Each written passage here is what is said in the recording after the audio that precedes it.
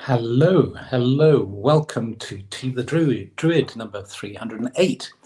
I'm Philip Cargom, and Tea with the Druid is brought to you by the Order of Bards, Ovates and Druids. And it's lovely to see everybody all arriving in the forest clearing from East Tennessee and Canau and all over the place. Stirlingshire, Durrington, Crouch End, Dallas, Texas, Nairn in Scotland, Pennsylvania, the Netherlands, Ascot, more Netherlands, Northern California, and so on. Lots of places all around the world. So you're very, very welcome. Very welcome. It's lovely to see you. And as everybody arrives in the circle, let's just orient ourselves in time. In the Northern Hemisphere, we're moving from the May Day, Beltane, the time of marking the height of spring, but also that shift into summer. And we're about halfway through the journey from Beltane to Alban Hefin, the summer solstice, in about, when is it? It's in about 3.5 weeks, something like that. And so we're moving into that arc of the year in the Northern Hemisphere, where the natural energies are getting stronger, where the days are getting longer, the energies are getting stronger. If you're in the Southern Hemisphere, and we usually have people from New Zealand and Australia on Tea with the Druid as well, then of course you'll be going in the other direction, you'll be moving towards the winter solstice. And welcome if you're watching a recording of this or if you're live. It's lovely to have you here. And let's just take a moment to settle in the circle and just sense how we're feeling. It's always good to have that time of just checking in. Just let yourself settle for the moment and tune in and just see if a word comes to you that describes how you're feeling. And if you don't know how you're feeling, there's always an assumption that we have to know what we're feeling, but maybe you don't quite kind of know you can't put into words. You don't know how you're feeling, which is one of the reasons why these exercises are quite good, because they help us tune in and become more sensitive to who we are. So how are you feeling right now? And then come out and just type a word or two. Heavy, positive, happy, rested, alert, anticipation, inspired, impatient, bureaucracy. Can you be feeling bureaucracy, Sean? I suppose you can, actually, yes. Diligent, hopeful, weary, a little bit down today, some curiosity, at peace, stressed, harassed, not great, hurt, harried, it's a good word, apprehensive, anticipation for gardening, energized, slightly distracted, relaxed, peaceful, tired, stiff, waiting, respectful, calm, misunderstood. That's an uncomfortable feeling, isn't it, being misunderstood?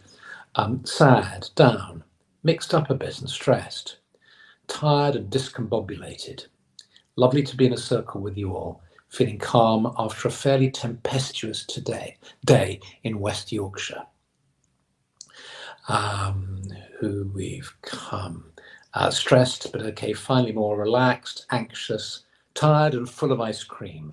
That's not too bad. Anxious, remembering Memorial Day. Somebody else is liking the term bureaucracy to describe a feeling. Great, awesome. Got here to see the end. Or is it the start, perhaps? It's the start. We've only just begun. Interesting, the wall behind you looks like a place I'm living in Brittany at the moment. Yes, this is in Mallorca at the moment. Fighting depression. I'm sorry to hear that. Missing my beloved husband who passed 6 years ago. I'm sorry. Yes, despairing. Tubby Rainbow 111. So so there's this whole range of feelings, and when we hear how other people are feeling, particularly if we're empathic, we can feel them too. It's very touching to spend time with a little person. I've been spending time with our granddaughter, and she's so empathic. And you see, when if she goes into a setting like, say, a cafe or a park, if there's a child who is happy, she becomes happy. If there's a child who's crying, she starts to look worried and anxious and upset herself. And that's a really interesting example, I think, of the way that we're naturally, as beings, empathic. But then the films come over us. There was a psychology textbook I read years ago that just opened with a page of a picture of small children, and then next to it, looking happy and curious and open-eyed. And then there was a picture of a bunch of men sitting looking gloomily at their papers in a train, commuter train, and it just said, "What happened?" And then the whole book unfolded from that. And so I'm interested in that process of how come that innocent delight and empathic openness, how come it gets covered up, and how can we open ourselves again? And of course, it gets covered up to protect ourselves, and we can open up again when we feel safe and when it's the right time for us to do this. And one of the reasons for creating community, for creating circles, for a group like the Order of Bards, Ovates and Druids and many other groups, one of the values in having a group of people as opposed to being atomized individuals is that we can create this atmosphere of safety and trust so that we can start to blossom within that. And then somebody mentioned here the word co-regulation. There's this term up-regulating, down-regulating, and co-regulating. Up-regulation is a sort of a term for when your nervous system becomes excited. Down-regulation is when it gets calmed. Co-regulation is this fascinating process whereby we can help each other to calm down, essentially, and to be in a good space, in a good state of mind and feeling at the level of our nervous system and our consciousness. And in fact, I came across a very interesting piece of text from an essay that I would love to read to you, which addresses exactly this. And it's so good, it's so well written, I think, that let's do it within the atmosphere of the sacred grove. And let's undertake a Druid gathering, a Druid grove in the way that is often done, where the central section of the grove is used for some teaching material or listening to something that is interesting and elevating and helpful and so on. So as you probably all know, the grove is a term. It's interesting because it's a term for both a clearing in the forest. It's also a term for a group of people. So a grove of druids is like a coven of witches or a congregation of churchgoers. So it's a grove. So people will say, I belong to this grove or that grove. And I love the idea that we're naming it after this natural phenomenon of the sacred grove. So it's a place, it's also a group of people. And it's also used as a term for a time. Let's have, or I suppose you'd say, a grove meeting, or let's go into the grove now. It means let's have this special time together. So let's go into our grove now. We've already, some of us who have been participating in Tea with a Druid for a while have got used to this idea of this being a special time where we enter the sacred grove. And so right from the beginning, you're starting to kind of sense that you're in the forest clearing. Let's just deepen that a bit now by gradually becoming aware of the surroundings that you're in, the walls around you, the floor beneath you, and the ceiling above you. And then when you feel safe and comfortable in this setting and aware of the screen in front of you, you might like to lower your eyes or lower your gaze or close your eyes. When you close your eyes, it's easier to imagine that gradually the walls around you, the floor beneath you and the ceiling above you are starting to fade away as you become aware of being seated in a forest clearing. This is a special place. This sacred grove is a magical spot.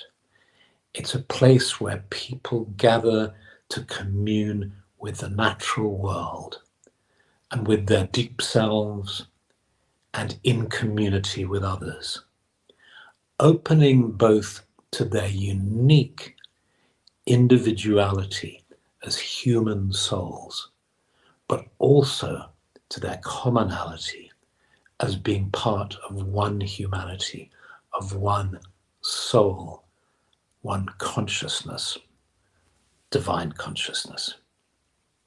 And so here we are as individuals, and people, souls have gathered from all parts of the earth to be together at this time.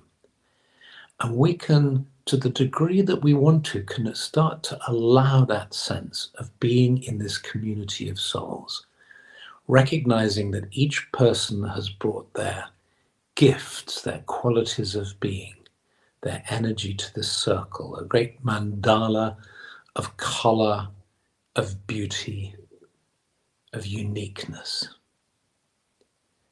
And you might like to sense now that you're just stretching your hand out to either side to connect into this circle of energy and light.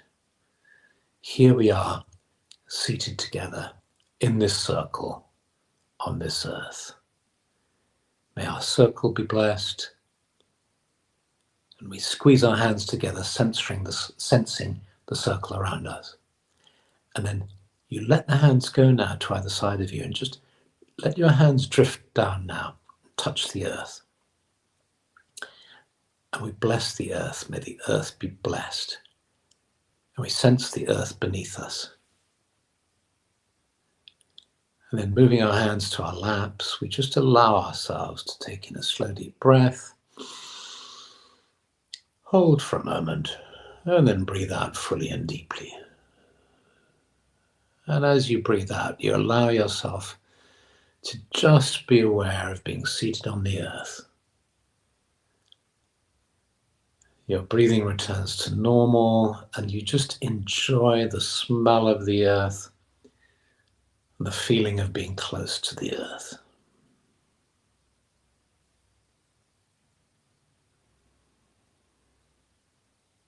You feel how the energy of the earth is bringing you vitality and healing.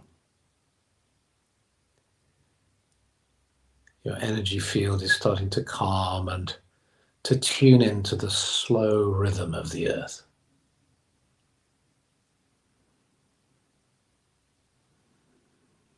And you sense the soil and the rocks, the moisture in the earth, all the mycelial connections,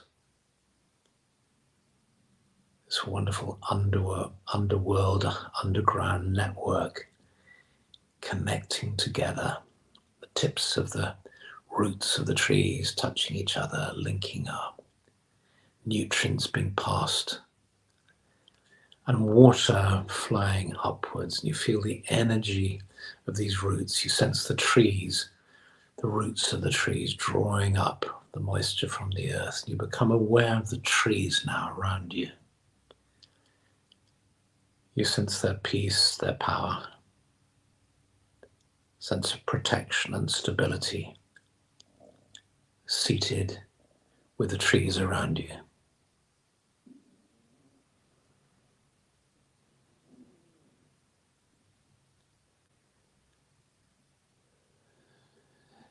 And you sense their branches high in the sky above you, the leaves.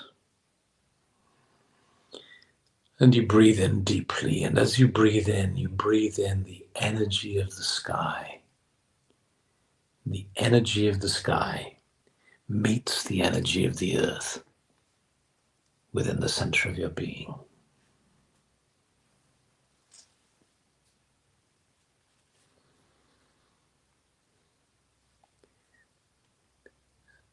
And then resting in the clearing. Let me read to you. Each person is born with an unencumbered spot, free of expectation and regret, free of ambition and embarrassment, free of fear and worry, an umbilical spot of grace where we were each first touched by God, Goddess, the Divine. It is this spot of grace that issues forth peace. Psychologists call this spot the psyche. Theologians call it the soul. Jung calls it the seat of the unconscious. Sufis call it Kaib, and Jesus calls it the center of our love. To know this spot of inwardness is to know who we are, not by surface markers of identity, not by where we work or what we wear or how we like to be addressed, but by feeling our place in relation to the infinite and by inhabiting it. This is a hard, lifelong task, for the nature of becoming is a constant filming over of where we begin, while the nature of being is a constant erosion of what is not essential. Each of us lives in the midst of this ongoing tension, growing tarnished or covered over, only to be worn back to that incorruptible spot of grace at our core. When the film is worn through, we have moments of enlightenment, moments of wholeness, moments of satori, as the Zen sages term it. Moments of clear living when inner meets outer. Moments of full integrity of being. Moments of complete oneness. And whether the film is a veil of culture, of memory, of mental or religious training, of trauma or sophistication, the removal of that film and the restoration of that timeless spot of grace is the goal of all therapy and education. Regardless of subject matter, this is the only thing worth teaching. How to uncover that original center and how to live there once it is restored. We call the filming over a deadening of heart, and the process of return, whether brought about through suffering or love, is how we unlearn our way back to the divine. And that's from Mark Nepo, Unlearning Back to God, Essays on Inwardness. And so let's for a moment allow ourselves just to rest in that spot, as Mark Nepo puts it, that place that isn't filmed over, that is at the center of our being, that center of love, of oneness, of joy. That center that every child brings into each incarnation.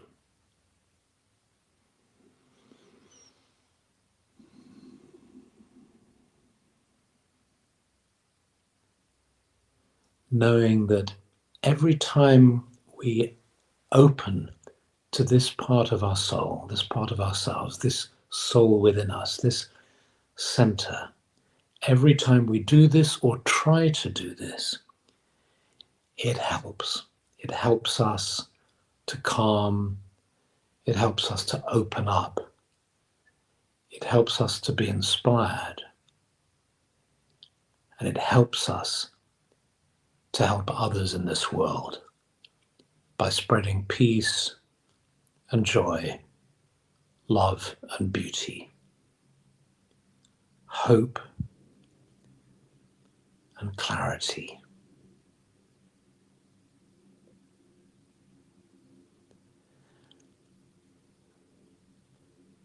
And the clearing in the forest is a symbol too of the soul, of this place, this clearing at the heart of ourselves, in the heart of the forest, open to the sky, open to the earth, with the beauty of the trees and of nature all around us.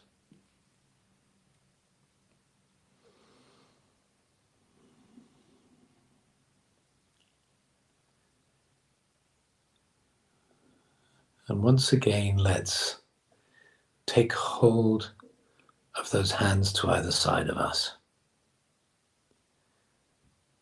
So we sense now how, even though we are unique and in touch with our own center, we are also at the same time part of a greater one, a greater unity. By holding the hand to either side of us, we can feel the energy of the circle, the energy of being seated within the sacred grove.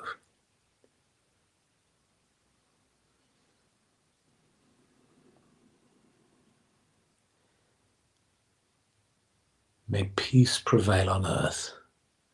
May the energy of this circle and the peace in this circle radiate outwards. And as we sense this energy radiating outwards, we just gently squeeze the hand to either side of us. And again allow our hands to drift to the earth. And we touch the earth. May the earth be blessed. May the land be blessed. And then moving our hands to our hearts, we ask that may all hearts be blessed. May our hearts be blessed. May our lives be blessed. And opening in gratitude to the feeling of blessings in our heart, at the center of our being. Gradually our awareness grows stronger of our physical bodies, as our awareness of being seated in the sacred grove begins to gently fade. And we become aware of the walls around us, the floor beneath us and the ceiling above us. And feeling fully present here and now in our physical bodies. We start to stretch our fingers and toes. And when you feel ready, you open your eyes.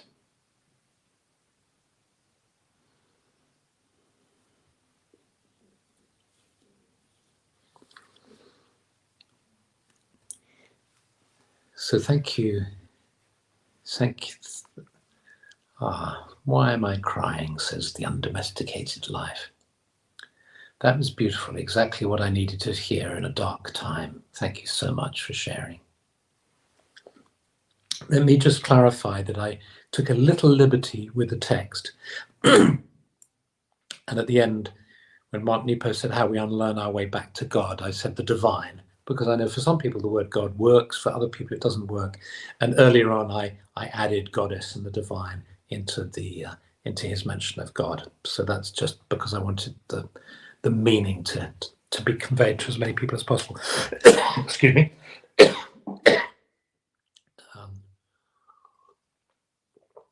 I think that question of the film, The Veil, it's a very rich question. And if we posit as a sort of central idea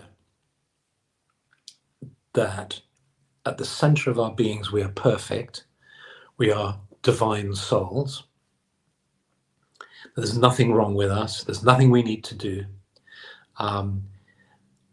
This to me feels like the truth, and I think many people will agree with that. You may not, but this is how I feel. This is kind of the mystic experience at some level. which is why when you're in the right frame of mind and you hear that, there's nothing you need to do.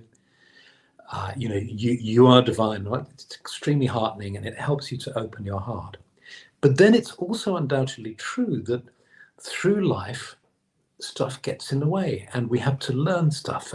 And children may start off with this beautiful, innocent sweetness that's open to all, but things happen, and they have all sorts of challenges, and then there are issues. And this is why the topic of psychotherapy fascinates me, and the spirituality fascinates me, because then it's a question of what's the meaning behind that? Why does this happen? How can we mitigate it and yet understand that it's oftentimes natural, and yet work with it, and so on? Big questions, really worth doing. And I see there's lots of, let me just tap on one to display it. The removal of those hard layers feels like trauma therapy, peeling away the defensive layers to reveal the real person underneath, who they should be. Beautiful. Yes, exactly. Thank you, Nia.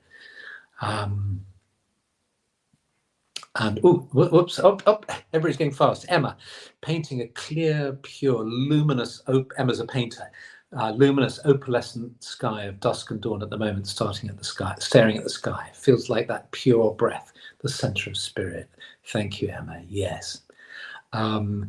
So that was lovely. Thank you. Whoop, boop, like that. I'm working on an iPad. It's a little more delicate. I have to be careful where I thump my fingers. Bless you. Have a lovely, lovely week. It takes courage to look that deeply. Yeah.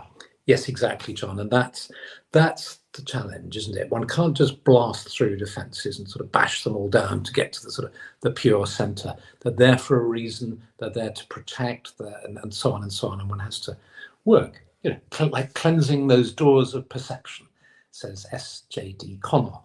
Yes, we do have to keep, Francis, we do have to keep finding our way back to this beautiful place inside.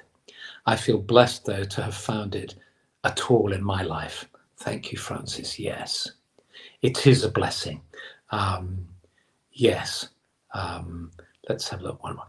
Thank you. Many blessings to all, and especially to all the babies and children that remind us of our innocence and of the need to tear down the walls. That was lovely. Yeah. Yes, exactly. I think children can be wonderful reminders to us of the divine. So have a thank you for being here. Thank you for watching this, whether in the recording or live now. And I very much look forward to seeing some of you at the Order of Bards, Ovates and Druids Summer Gathering in Glastonbury in, 5-6 days time. It's going to be wonderful. About 300 of us are going to be there, and we've got all sorts of events that go on for about 4 days, because it's the 60th anniversary of the founding of the order. And so I look forward to seeing you then. And if not, many, many blessings. Have a wonderful week. Much love. And in fact, the next tea will come to you from Glastonbury. Okay. I now look forward to reading all the comments. Okay. Bye.